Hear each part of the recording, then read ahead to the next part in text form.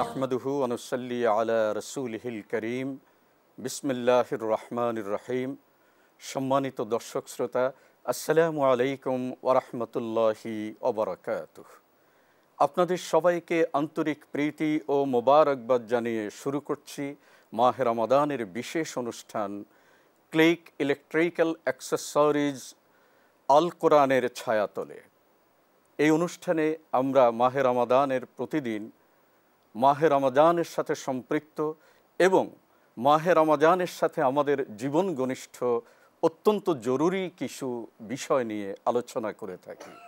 এই আলোচনার জন্যে আজকে আমাদের স্টুডিওতে উপস্থিত রয়েছেন দুজন বিদগ্ধ আলেমে দ্বীন। আমি প্রথমেই পরিচয় করিয়ে দিচ্ছি। আমার ডান পাশে যিনি রয়েছেন বিশিষ্ট মিডিয়া ব্যক্তিত্ব হাফিজ মাওলানা লুৎফর রহমান, সভাপতি বাংলাদেশ ইমাম সমিতি। আসসালামু আলাইকুম ওয়া রাহমাতুল্লাহি ওয়া বারাকাতুহু। এবং আমার বাম পাশে রয়েছেন বিশিষ্ট মিডিয়া ব্যক্তিত্ব মুফতি মোহাম্মদ সাইফুর রহমান সাইদি। আসসালামু আলাইকুম ওয়া রাহমাতুল্লাহি ওয়া বারাকাতুহু। সম্মানিত দর্শক, আমরা পরিচিত হলাম দুজন বিদগ্ধ আলেমে দ্বীনের সাথে। এবারে আমরা আলোচনা শুনব। আপনারা জানেন, মাহে রমাদান এলে আমরা প্রতিটি ইবাদতের গুরুত্বকে অনুধাবন করি এবং বেশি বেশি করে ইবাদত করার চেষ্টা করি। তেমনি রমজান মাসের একটা গুরুত্বপূর্ণ অনুষঙ্গ হলো সালাতুত তারাবিহ, যেটাকে আমরা অনেকেই বলে থাকি কিয়ামুল লাইল। তবে কিয়ামুল লাইল কেউ আবার বিশেষ অর্থে ব্যবহার করেছেন। তারাবির শেষে বিশেষ কিছু সালাত রয়েছে, যেটা সালাতুত তারাবির মতোই 20 রাকাত সালাত আমরা আদায় করে থাকি, বা এরকম কম বেশি আছে। তো এই বিষয়গুলো আমাদের জানা খুবই জরুরি। প্রথমেই আমি আহ্বান রাখব শেখ মাওলানা লুৎফর রহমান সাহেবের কাছে, যে কিয়ামুল লাইলটা আসলে কিভাবে পালন করতে হয়। বিসমিল্লাহির রহমানির রহিম। নাহমাদুহু ওয়া নুসাল্লি আলা রাসূলিল কারীম, আম্মা বাদ। ধন্যবাদ প্রবীণ উপস্থাপক। আলহামদুলিল্লাহ, আপনি যে শিরোনামটি চয়ন করেছেন কিয়ামুল লাইল, কিয়ামুল লাইল নিয়ে আমাদের ইসলামিক স্কলারদের মধ্যে বেশ কিছু কিয়ামুল লাইল কীভাবে হবে, কোনটা, ডেফিনিশন নিয়ে বা সংজ্ঞায়িত করেছেন একাধিক বা অনেক ইসলামিক স্কলারগণ। মূল শেষে বা সব শেষে কিন্তু সালাত বা আল্লাহর সামনে দাঁড়ানো। এখন কিয়ামুল লাইল বলতে কেউ কেউ তারাবিহকে মনে করছেন, কেউ কেউ তাহাজ্জুদের নামাজ আবার কেউ বলছেন, আবার কেউ বলছেন যে তাহাজ্জুদ এবং তারাবি নামাজের মাঝখানে আর তারাবি নামাজের পরে একটা নামাজ রয়েছে সেখানে, কিন্তু মূল হচ্ছে সালাত। এখন আমরা একটার দিকে যদি চাপিয়ে দিই, যেহেতু 13টা বিষয় নিয়ে ইসলামিক স্কলার হাদিসের আলোকে অনেক দৃষ্টিভঙ্গি রয়েছে, তাই আমরা কখনোই চাই না যে একটা দিক নিয়ে আমরা ছুটে যাই।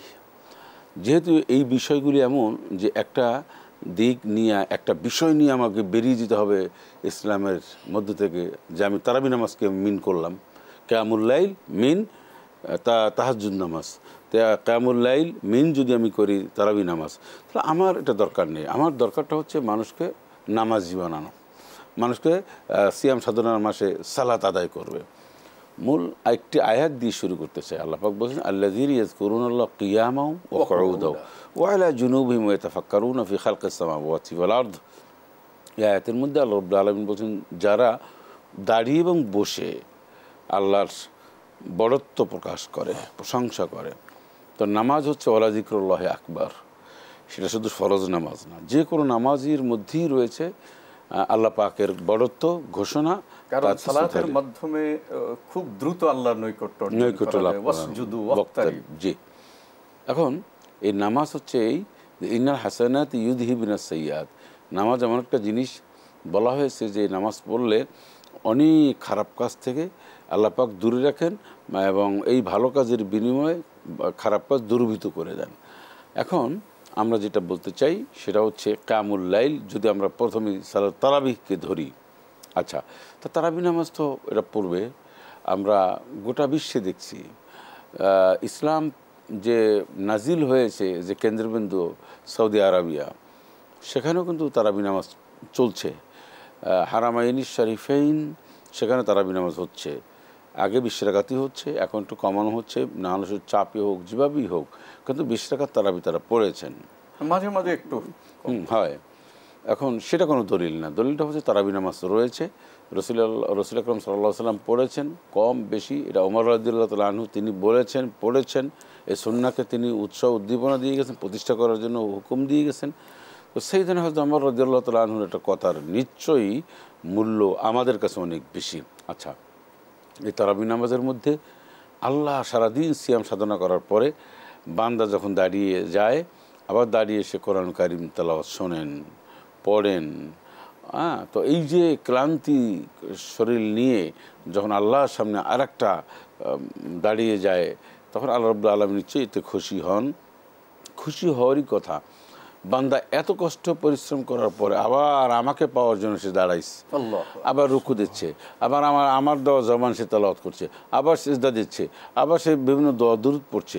এত কিছু যদি আল্লাহর চতুর্দিক থেকে বান্দা আল্লাহকে এইভাবে ধরে কথার অর্থ হচ্ছে এইভাবে যদি বান্দা বিনয়ের সাথে খালি বলে, আল্লাহ পাক তো দয়াময়, কিন্তু রহমান, চতুর্দিক থেকে বান্দা যদি আল্লাহকে এইভাবে রিকোয়েস্ট করতে থাকে তাহলে তো অবশ্যই। আর আরেকটা হচ্ছে, এবার আপনি মনে করেন যদি আমরা কিয়ামুল লাইল একটা স্বতন্ত্র নামাজ ধরি, যেটা পৃথিবীর অনেক দেশে হয়, সৌদি আরব থেকে শুরু করে, আমি সৌদি আরবের রেফারেন্সটা টানলাম যে সেখানে তো আসলে ইসলামের একটা শুরু, বাইতুল্লাহকে আমরা সাধারণত ধরি, কেন্দ্রবিন্দু, সেখানে তো কিয়ামুল লাইল হয়, কিয়ামুল লাইল সব জায়গায় হয়। তো এই নিয়ে আমরা বিতর্ক নয়, এ নিয়ে এত ঘাটাঘাটি করার কিছু নাই। এবাদত বন্দিগি করার অর্থ হচ্ছে যে কোরআন এবং সুন্নাহর আলোকে যদি একটা রেফারেন্স পাওয়া যায়, একটা দৃষ্টান্ত, একটা দলিল যদি পাওয়া যায় যে এই এবাদত বন্দিগি এই হাদিসের এই রেফারেন্সটা রয়েছে, এবং সেটা যদি আল্লাহ সন্তুষ্টি অর্জনের জন্য হয়, এবাদত বন্দিগি করবে, অসুবিধা নেই। তো আপনি নামাজ পড়েন, সারা রাত নামাজ পড়েন, আপনি বছরের 365 দিনে 365 দিন যদি রাতে দাঁড়িয়ে নামাজ পড়তে পারেন, সমস্যা কোথায়? আল্লাহ তো চায়। এরপরে আমরা রাতের ইবাদতের কথা কিছু আলোচনা করবো ইনশাআল্লাহ, রাতে কিয়ামুল লাইলের কথা বলবো। আমি আপনার কাছে আসবো ইনশাআল্লাহ। তা আমরা এখন যাচ্ছি মুফতি মোহাম্মদ সাইফুর রহমান সাঈদী আপনার কাছে। আপনি শুনছিলেন মোহতারাম বলছিলেন সালাতুত তারাবিহ, এটা একটা গুরুত্বপূর্ণ সালাত। রমজান মাসে রাসূল করিম সাল্লাল্লাহু আলাইহি ওয়াসাল্লাম কিন্তু এই নামাজের তাগিদ দিয়েছেন যে মান কামা লাইলাতান, রাতের বেলায় যারা সালাতে দাঁড়িয়ে যে আল্লাহ তাদের গুনাহগুলো মাফ করে দেন। এই বিষয়ে আপনি একটু আলোকপাত করুন। জি, বিজ্ঞ উপস্থাপক, আপনাকে ধন্যবাদ। আসলে আমি শুনছিলাম যে আমাদের প্রবীণ আলেমে দ্বীন উস্তাজুল আসাতিজা, হাজার ও হাফেজের ওস্তাজ, আমাদের সকলের মাথার তাজ আল্লামা শায়খ লুৎফর রহমান হাফেজাহুল্লাহ চমৎকার করে বলছিলেন যে তারাবির নামাজ কিয়ামুল লাইলের নিয়ে কথা বলছিলেন। আসলে কিয়ামুল লাইল, কিয়াম শব্দের অর্থ হলো দাঁড়ানো, লাইল হচ্ছে রাত্রি, দুইটা কিয়ামুল লাইল দুইটা শব্দের সমন্বয়, অর্থাৎ রাতের নামাজকে কিয়ামুল লাইল বলা হয়। সেটাকে আপনি তারাবির নামাজও হতে পারে, তাহাজ্জুদের নামাজও হতে পারে, এবং তারাবি এবং তাহাজ্জুদের মধ্যবর্তী যে নফল নামাজ রয়েছে আপনি সেটাকেও ধরতে পারেন। কিন্তু মূল কথা হলো নামাজ পড়া। নামাজ পড়ার মাধ্যমে বান্দা এবং আল্লাহর মাধ্যমে সম্পর্ক সৃষ্টি হয়, কাছাকাছি যাওয়া যায়। যেমন আল্লাহ রসুল বলছে আস-সালাতু মেরাজুল মুমিনিন, নামাজ হচ্ছে মুমিনের জন্য মেরাজ। আল্লাহ রসুল সাল্লাল্লাহু আলাইহি ওয়াসাল্লাম বলছেন যে আস-সালাতু মিফতাহুল জান্নাহ, নামাজ হচ্ছে বেহেশতের চাবি। তো আমরা যত বেশি নামাজ পড়ব তত, এবং নফল এবাদতের মধ্যে সর্বশ্রেষ্ঠ সর্বোত্তম এবাদত হচ্ছে নামাজ পড়া। জি, তো এই যে মাহে রমাদানে সালাতুত তারাবিটা হলো একটা বিশেষ সালাত, যেই সালাতের মাধ্যমে বান্দা আল্লাহর নৈকট্য অর্জন করতে পারে। সম্মানিত দর্শক, আমরা দেখছি ক্লিক ইলেকট্রিক্যাল অ্যাক্সেসরিজ এর সৌজন্যে আল কোরআনের ছায়াতলে অনুষ্ঠান। সময় হলো একটি বিরতি নেবার। বিরতির পর আমরা আবারও ফিরে আসবো ইনশাআল্লাহ। সে পর্যন্ত আমাদের সাথেই থাকুন।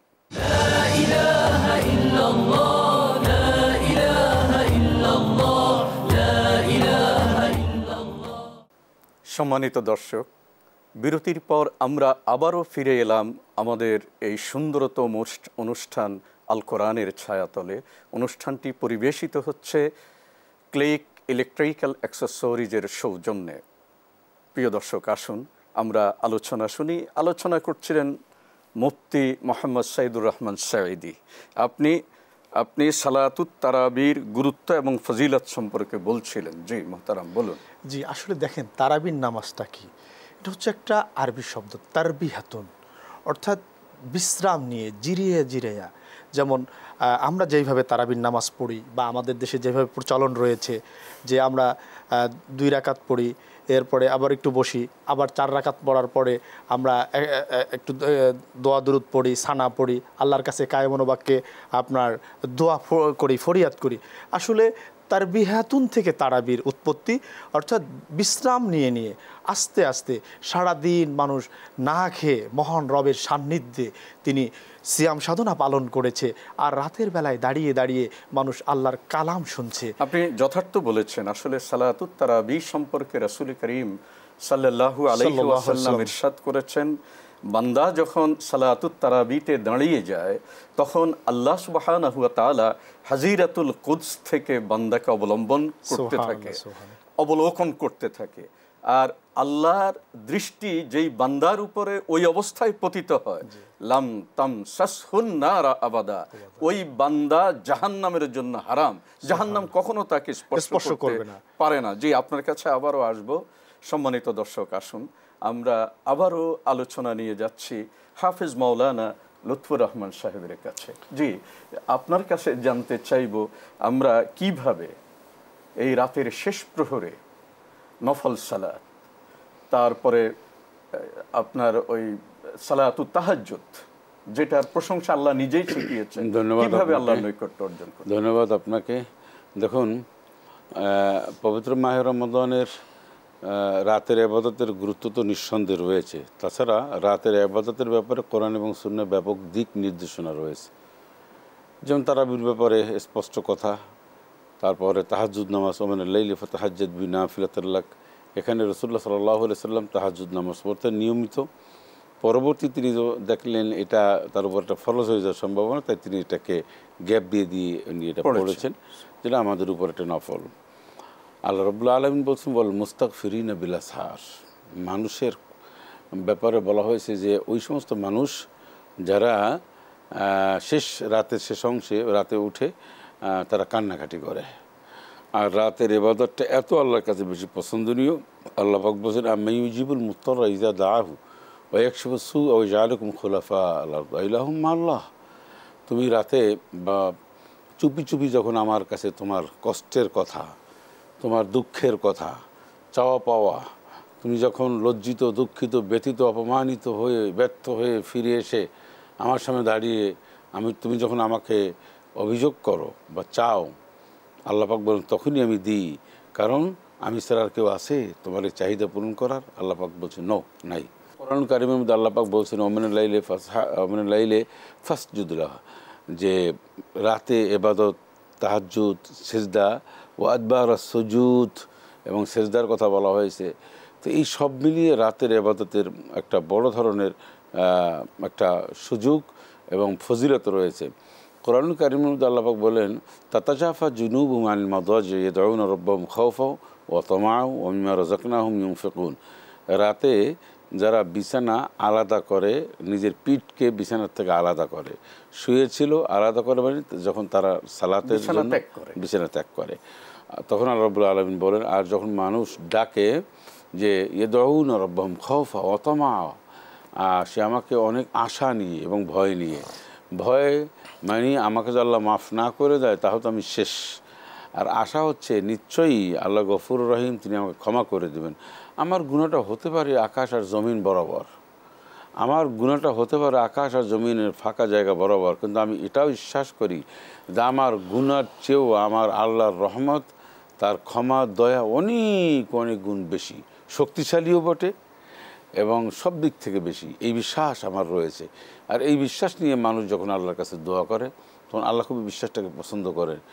এত গুনাহ করার পরেও এত ধরনের তুমি সমস্যা বা এত আমার বিধিবিধান আইন কানুন লঙ্ঘন করার পরেও ৬০-৭০ বছরে এখনও গুনাহের কাজ তুমি করনি, এমন সব গুনাহের কাজ তুমি করেছো যা মানুষ জানলে তোমাকে এলাকার থেকে বিতাড়িত করতো, এরপরে তোমার আমার প্রতি এতটা আস্থা, আমার গফুর রহিম রহমান রহিম নামের উপর তোমার এত নির্ভরশীলতা, আল্লাহ পাক বলেন এত তুমি পাওয়ার মনে করো, আসলে তো পাওয়ার। তখন আল্লাহ পাক বলেন যাও, তোমাকে আমি মাফ করে দিলে আল্লাহ পাকের ক্ষমা মায়া দয়া এক জাররা পরিমাণ কমবে না। একটা কথা আমি বলি, কোথাও জবাবদিহি করতে হবে না আল্লাহকে। একটা কথা বলি, তামাম পৃথিবীর মানুষকে যদি আল্লাহ পাক ক্ষমা করে দেন, স্পষ্ট আল্লাহ এই আকীদা নিয়েই বলছি, এই বিশ্বাসটা নিয়েই বলছি, তামাম পৃথিবীর মানুষকে যদি আল্লাহ পাক ক্ষমা করে দেন, মাফ করে দেন, দিয়ে জান্নাতবাসী করেন, তাহলে আল্লাহ কারো কাছে কোনো কৈফিয়ত বা কোনো সম্মতি অনুমতি অনুমোদন কিচ্ছু লাগে না। কেউ তার কাছে জিজ্ঞাসাও করার কোনো সুযোগ নাই যে আল্লাহ সব মানুষকে ক্ষমা করে দেন, কেমনি হলো। এক, ২ নম্বর হচ্ছে আল্লাহ পাক যদি সব মানুষকে মাফ করে দেন তাহলেও আল্লাহ পাকের ক্ষমা এক চুল পরিমাণে কমবে না। সুবহান আল্লাহ। তাহলে আমরা কি বুঝলাম যে আল্লাহ পাক এতটা ক্ষমতার মালিক, অথার ক্ষমতার মালিক। জি মোহতারাম, সম্মানিত দর্শক, মোহতারামের জি সম্মানিত দর্শক, মোহতারামের আলোচনা থেকে আমরা বুঝতে পারলাম মাহে রমাদানের এই রাতগুলোকে আমরা কিয়ামুল লাইলের মধ্য দিয়ে উদযাপিত করব। আল্লাহর সাথে আমাদের একটা দারুণ সম্পর্ক তৈরি করতে হবে। মোহতারাম যে বলেছিলেন আল্লাহ মানুষকে ক্ষমা করে দেয় কারণ তার ক্ষমার সুযোগ রয়েছে, তিনি অপার করুণার আধার।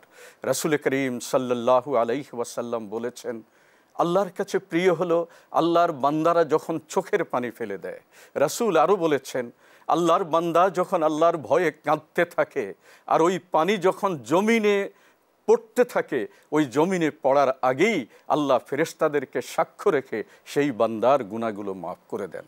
তাই আসুন মাহে রমাদানে আমরা সুন্দরভাবে কিয়ামুল লাইল এবং সালাতুত তারাবি যেই নিয়ম, সেই নিয়ম অনুযায়ী পালন করি, যাতে করে হাজিরাতুল কুদস থেকে আল্লাহ আমাদেরকে দেখতে পান এবং আমরা নিষ্পাপ হয়ে যেতে পারি।